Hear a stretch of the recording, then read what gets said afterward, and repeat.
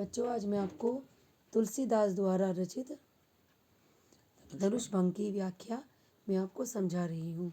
ठीक है, देखिए। उदित उदयगिरि मंच पर रघुबर बाल पतंग, बिकसे संत सरोज सब हर्षे लोचन भ्रंग। देखिए, पहले इसका हाँ संदर्भ है। प्रस्तुत काव्यांश को स्वामी तुलसीदास द्वारा रचित श्री रामचरितमानस के बालकांड से लिया गया है। यह हमारी पाठ्य पुस्तक के काव्य खंड में धनुष भंग शीर्षक से लिया गया है और इसका प्रसंग है धनुष तोड़ने के लिए अपने मन से उठे श्री राम को देखकर स्वयंवर सभा में उपस्थित लोगों की क्या स्थिति हुई, इसका वर्णन इसमें किया गया है। अब देखिए इसकी व्याख्या। श्री राम को धनुष तोड़ने के लिए उठा देखकर स्वयंवर सभा में उपस्थित राजाओं की सीता को प्राप्त करने की आशा रूपी रात्रि नष्ट हो गई। ठीक है, देखिए दोबारे। उदित उदयगिरि मंच पर रघुबर बाल पतंग, बिकसे संत सरोज सब हर्षे लोचन भ्रंग। श्री राम को धनुष तोड़ने के लिए उठा देखकर स्वयंवर सभा में उपस्थित राजाओं की सीता को प्राप्त करने की आशा रूपी रात्रि नष्ट हो गई। मतलब जो उनके मन में एक आशा की किरण थी वो भी अब नष्ट हो गई। नरपने केरी आशा निसी नासी, बचन नखत अवनी न प्रकाशी।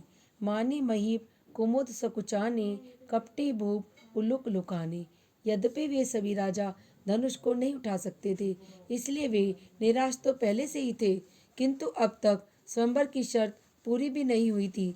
अतः आशा की रात्रि के समान काली धूमिल सी एक किरण अवश्य बची थी कि शायद स्वयंवर की शर्त परिवर्तित हो जाए अथवा स्वयं सीता उनका वरण कर ले।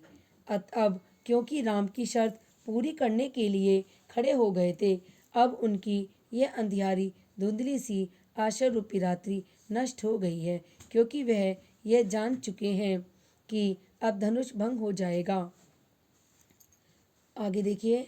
भय विशोक कोप मुनि देवा, बरस ही समन जानवही सेवा। गुरुपद बंदी सहित अनुरागा, राम मुनि सन आयुष मांगा। अभी तक वे सभी राजागण अपनी वीरता और संपन्नता की बढ़ चढ़कर अपनी बखान कर रहे थे। उनके वचन रूपी तारों का वह समूह अब चमकना बंद हो गया था, अर्थात उन सभी राजाओं की बोलती बंद हो गई थी। वहाँ अभिमानी राजा रूपी जितने भी कुंभ थे, वे सूर्य रूपी राम को देखकर मुरझा गए और कपटी राजाओं रूपी उल्लू छिप गए।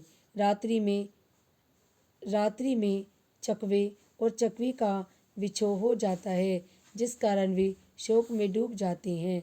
अब क्योंकि राम रूपी सूर्य के उगने पर रात्रि समाप्त हो गई है, तो सभा में उपस्थित मुनि और देवताओं रूपी चकवों का शोक समाप्त हो गया है, क्योंकि वे सभी यही चाहते थे कि श्री राम और सीता का संजोग हो जाए।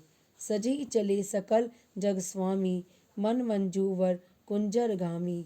चलत राम सब पुर नर नारी, पुलक पुरी तन भय सुखारी। अभी तक क्योंकि राम इस संयोग के लिए तैयार नहीं थे, अब वे अत्यंत दुखी थे। अब उन्हें तत्पर देखकर उनका दुख दूर हो गया और राम और सीता के विवाह की शर्त रूपी बांधा अब समाप्त हो गई।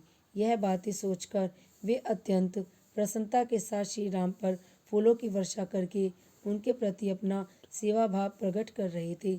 इसी बीच श्री राम ने अपने गुरु विश्वामित्र के चरणों की प्रेम पूर्वक वंदना की और सभी मुनियों से धनुष भंग की आज्ञा मांगी। मुनियों की आज्ञा प्राप्त करके समस्त संसार के स्वामी प्रभु राम सुंदर मत वाले श्रेष्ठ हाथी जैसे मस्त चाल से धनुष के स्वाभाविक रूप से उसकी ओर बढ़ चले। बंदी पितर सुर सुकृत संभारे, जो कछु पुण्य प्रभु हमारे।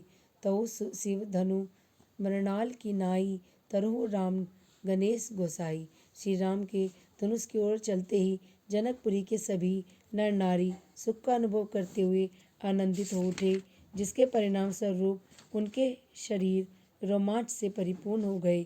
सभी नर नारियों ने अपने पितरों और देवताओं की वंदना करके अपने इस पुण्यों को याद किया कि यदि हमारे पुण्य का तनिक भी प्रभाव हो तो हे गणेश गोसाई श्री राम इस शिव के धनुष को कमल नान की भांति सहज ही तोड़ डालें। ठीक है बच्चों, अब देखिए इसका काव्यगत सौंदर्य। श्री राम को सूर्य के रूप में उपस्थित कर कवि ने प्रातःकाल की प्राकृतिक छटा का मनोहारी चित्रण किया है और उनकी विलक्षण कवि प्रतिभा का प्रतीक है। धनुष भंग से पहले गुरुओं और मुनियों से आज्ञा प्राप्त करके श्री राम की विनयशीलता को प्रकट किया गया है। जनकपुरी के नर नारियों की मनोकामना को पूरा करने हेतु उनके द्वारा देवताओं की वंदना कराकर श्री राम के प्रभुत्व रूप की प्रतिष्ठापना भी हो गई है। भाषा इसमें ब्रज है, रस श्रृंगार है, गुण प्रसाद है, अलंकार रूपक है और छंद चौपाई और दोहा है। ठीक है बच्चों, समझ में आ गया आपको।